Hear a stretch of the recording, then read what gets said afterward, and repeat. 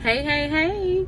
Welcome to Glory Locks, where I talk about how God is doing a continual work of freeing me, giving me revelation and wisdom, and allowing me to experience God in a real life way. All right.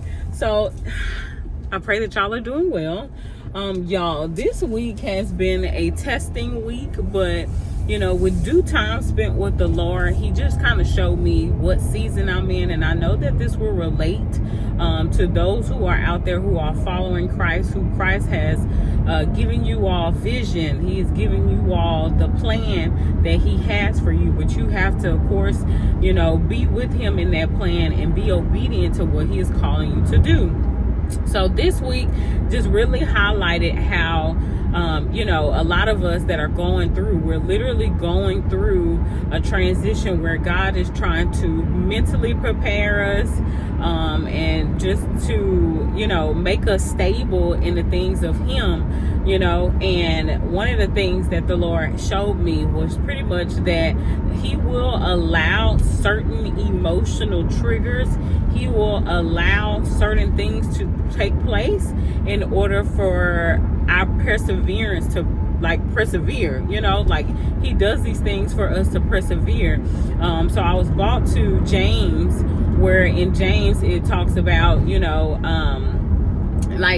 count it joy for the trials that you are going through, because of the trials and tribulations. You have to look at it with a new perspective and a new mind state and renewing mind to know that, okay, in this situation, what is God doing? What is God showing me? And it's so funny because I've been going through so much, just not even anything bad, but just literally as a mom of 4 boys, a budding entrepreneur, amongst many other things, a wife, that's a lot, and one of the things that He is showing me in this season is that, hey, I got to have the mental grit behind it as well, because the Lord can give you vision all day long, but you have to be able to mentally handle the load, and I've been looking at it from a perspective of, oh my God, why me? Lord, I feel like it's just me. Even with my family, as a mom, there's a lot of weight that we carry alone, so even when my kids, at nighttime, my toddler, he likes to literally only be cuddled, by me to go to sleep. And I'm like, why me, Lord? I'm tired now. And now I don't have any energy to pour into anybody else, anything, you know what I'm saying? But He's like, even in these testing times, I still need your character to show up. So even when, there may be a situation where your children may make you mad, pee you off, spouse, will you be able to continue to move in love, or will you start to harbor those hard feelings, those feelings of literally unforgiveness? Because that's really what the Lord in my prayer time had convicted me of, because I was like, why am I acting this way? Or, why did those certain set of words come out of my mouth? Why did I word a conversation that I was having with my husband?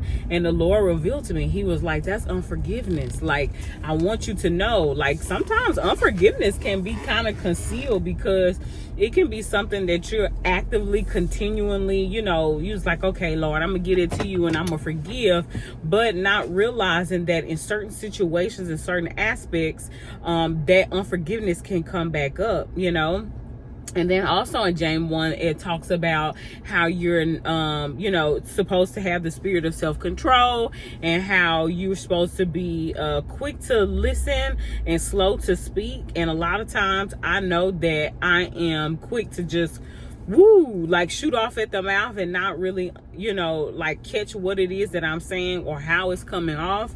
So He's also teaching me that spiritual lesson as well. So, you know, he's just trying to make sure that my character is right for whatever he is calling me to.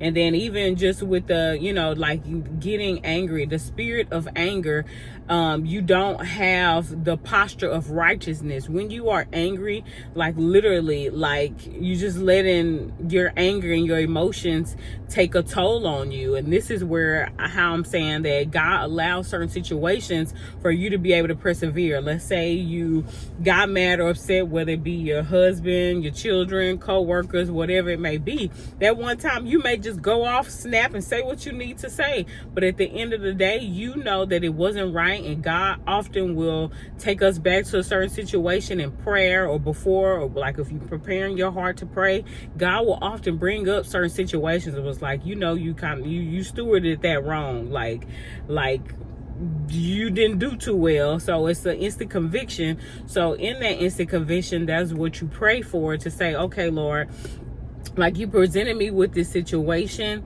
and I did handle it wrong. I can repent. I like, don't hold on to the shame, because we're all human, but to of course move in the right heart posture. So like today, my intentionality, like I've been really moody. Probably it's hormonal too.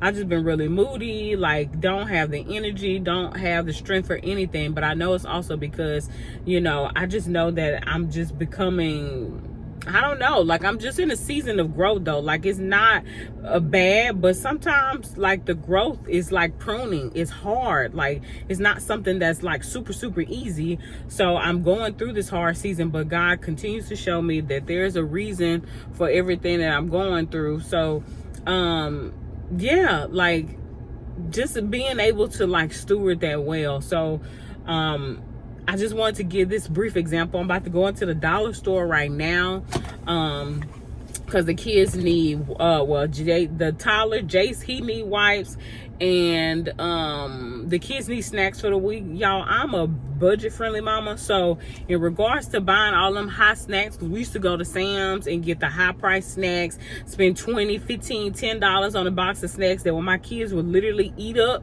in like less than a week, and then I'd have to still try to find something else. So what the Lord has shown me is, girl, go to Dollar Tree, spend you about $5, $6, and literally my kids have a snack to go to school with every day. And I was like, that's kind of weird, because when I was growing up, like my mama didn't have to send me with no snack every day, but apparently that's a new thing. So I have just literally been going to Dollar Tree, picking them out something that they like, but not something that they would like continuously eat like while we at home. Or really it's just allocating to say, okay, no, y'all know y'all can't have them snacks then for school. So yeah, I'm about to go do that.